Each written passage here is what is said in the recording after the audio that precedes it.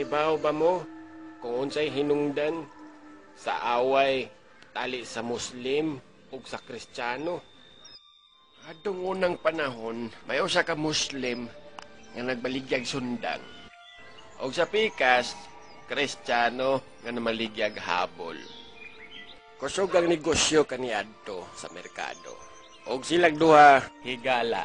Ako mismo kita sa ilang pagkaamigo. Apan ang nakabate, ang ilang panaghigala ay giguba tungod lamang sa ilang baligyang sundang og habol. Ang Muslim musagit, sundang, sundang. Og ang Kristiyano moingon, habol, habol. Og didto na namugna ang ilang away.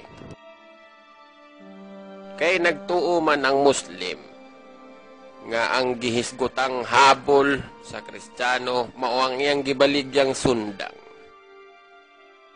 Usa ra katigbas, patay ang Kristiyano. Ug ang tanang tao nialibwag. Nibarog ang Muslim atubangan sa patayng lawas siyang amigo nga Kristiyano. Og ningon, ingon ka habol, hait man lagi.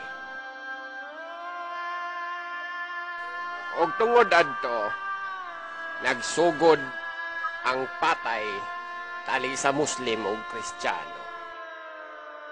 Monang ako di ko gusto nga mag-unay ang mga tribo dinhi sa Sugbo.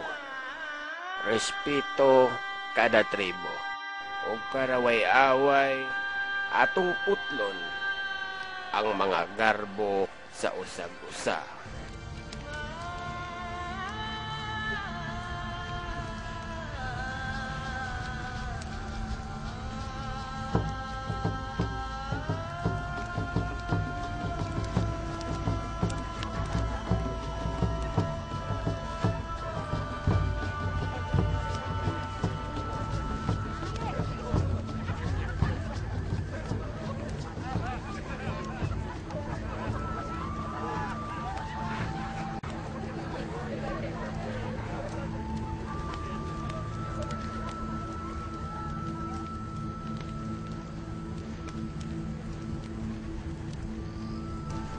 Pangga.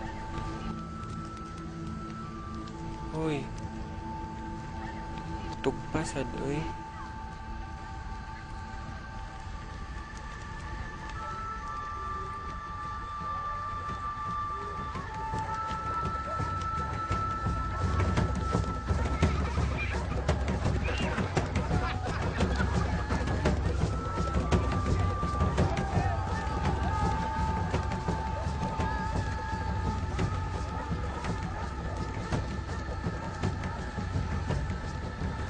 Talaga, niliko kong helmet.